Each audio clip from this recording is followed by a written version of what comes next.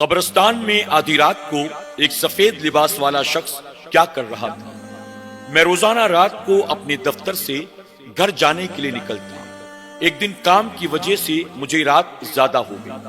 میں قبرستان کے قریب سے اپنے گھر کی طرف چلا جا رہا تھا کہ اچانک میری نظر قبرستان کے اندر پڑی۔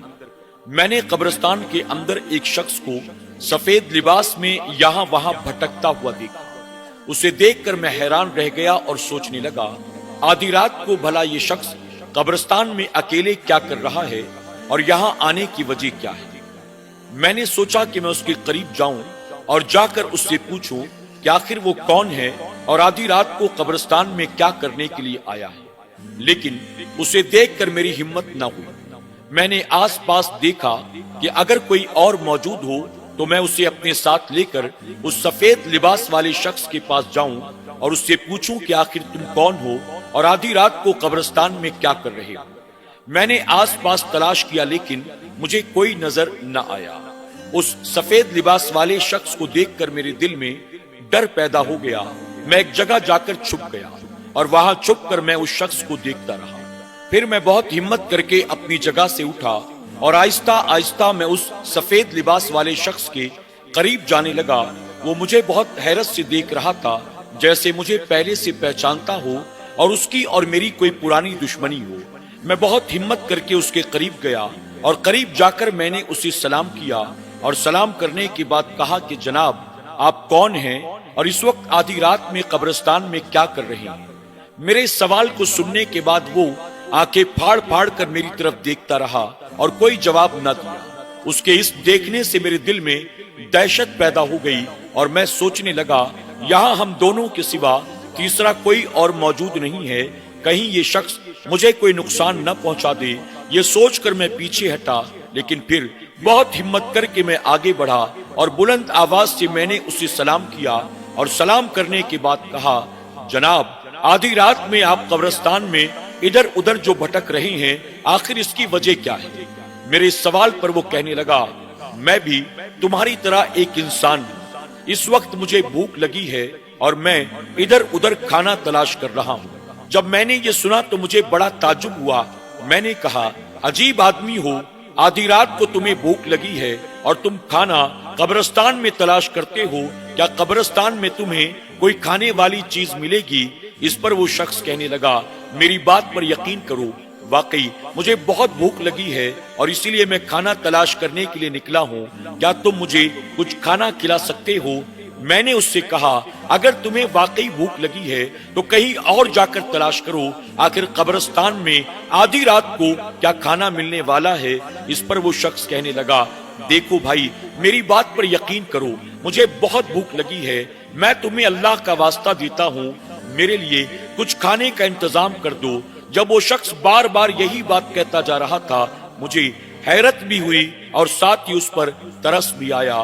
جب اس نے اللہ کا واسطہ دیا تو میں نے کہا، ٹھیک ہے، تم کچھ دیر میرا انتظار کرو، میں ابھی تمہارے لیے کھانا لے کر آتا ہوں۔ اس کے بعد میں قبرستان سے نکل کر تیزی کے ساتھ اپنے گھر پہنچا، گھر سے کھانے پینے کی چیزیں لی اور لے کر میں دوبارہ قبرستان میں داخل ہوا۔ وہ شخص ایک جگہ بیٹھا ہوا تھا۔ میں نے کھانا لا کر اس کے سامنے رکھا اور کہا، لو، میں تمہارے لیے کھانا لے کر آیا ہوں، اسے کھا لو۔ جب میں نے یہ کہا تو اس شخص نے ایک بار کھانے کی طرف دیکھا اور اس کے بعد میری طرف دیکھتے ہوئے وہ کہنے لگا، تم یہ کھانا لے کر آئے ہو، میں اسے کھا لوں؟ میں اسے ہرگز نہیں کھاؤں گا، میں یہ کھانے والا نہیں ہوں۔ جب میں نے یہ سنا تو مجھے غصہ آ گیا۔ میں نے کہا، کچھ دیر پہلے تو تم یہاں وہاں بھٹک رہے تھے، کھانا تلاش کر رہے تھے، اللہ کا واسطہ دے رہے تھے، تم مجھ سے کھانا مانگ رہے تھے اور تم بھوک کی شکایت کر رہے تھے۔ اب میں تمہارے لیے اپنے گھر سے کھانا لے کر آیا ہوں تو تم کہتے ہو میں یہ کھانے والا نہیں ہوں۔ اب آدھی رات میں کیا تمہارے لیے مرغ مسلم بنوا کر لاتا؟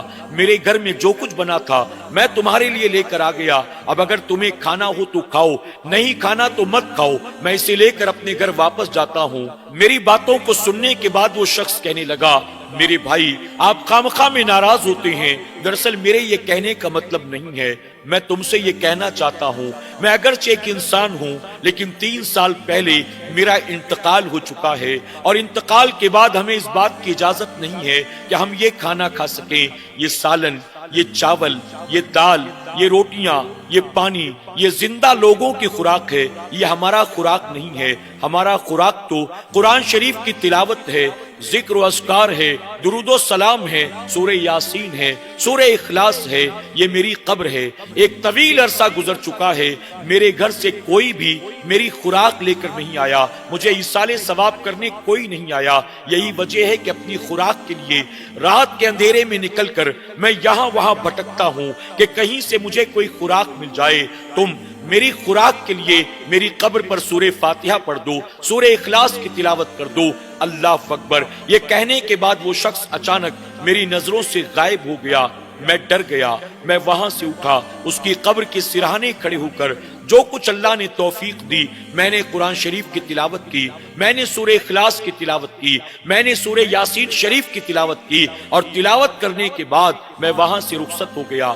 دوسرے دن صبح جب میں دوبارہ قبرستان کی طرف سے گزر رہا تھا، میں نے اس شخص کی قبر پر دوبارہ جا کر اسے ایصال ثواب کیا، اور ایصال ثواب کرنے کے بعد میرے دل میں جستجو پیدا ہوئی کہ میں پتہ کروں آخر یہ قبر ہے کس کی، اس کا گھر کہاں ہے، اس کے رشتہ دار کہاں رہتے ہیں۔ میں نے دیکھا قبرستان میں ایک شخص موجود تھا جو قبروں کے درمیان جھاڑو لگا رہا تھا۔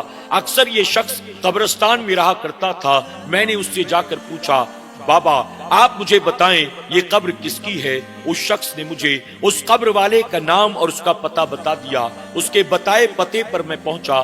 دروازے پر میں نے دستک دی۔ ایک نوجوان باہر آیا۔ میں نے اس سے کہا، کیا آپ کے گھر میں کسی کا انتقال ہوا ہے؟ اس نے کہا، ہاں ہاں۔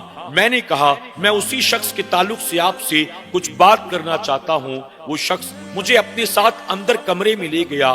میں نے اسے رات والا پورا واقعہ سنا دیا، اور سنانے کے بعد میں نے کہا، وہ قبر والا آپ کا کیا لگتا ہے؟ اس پر وہ نوجوان کہنے لگا، دراصل وہ ہمارے چچا ہیں، 3 سال پہلے ان کا انتقال ہوا۔ شروع میں ہم ان کی قبر پر آتے جاتے رہے، ایصال ثواب کرتے رہے، ان کے لیے نظر و نیاز کا اہتمام بھی کرتے رہے، لیکن دنیا کی مصروفیت کی وجہ سے اب ہمیں وقت ہی نہ ملا کہ ہم ان کی قبر پر جائیں، انہیں ایصال ثواب کریں۔ یہی وجہ ہے کہ شاید وہ اپنی خوراک کے لیے قبر سے نکل کر یہاں وہاں بھٹک رہے تھے۔ اب اس نوجوان نے وعدہ کیا، انشاءاللہ آئندہ ہم سے یہ غفلت نہیں ہوگی، بلکہ ہم ہر جمعرات یا جمعہ کو جائیں گے اور اپنے مرحوم چچا کو ایصال ثواب کرتے رہیں گے۔ یہ باتیں کرنے کے بعد میں وہاں سے رخصت ہو گیا۔ اس کے بعد جب بھی میرا قبرستان سے گزر ہوتا، میں اس قبر پر جا کر فاتحہ پڑھتا اور تمام قبر والوں کو ایصال ثواب دیا کرتا۔ سبحان اللہ۔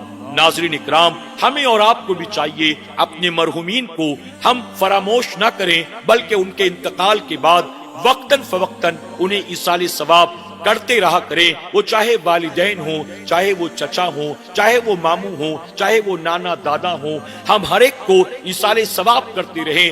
یقیناً ہمارا یہ ایصال ثواب کرنا ان کے لیے بھی فائدہ مند ہے اور ہمارے لیے بھی فائدہ مند ہے۔ اللہ تبارک تعالی ہمیں اور آپ کو اپنے مرحومین کو ایصال ثواب کرنے، ان کی قبروں پر حاضری دینے، ان کے لیے فاتحہ پڑھنے، قرآن پڑھنے اور ان کے لیے صدقہ جاریہ بننے کی توفیق عطا فرمائے۔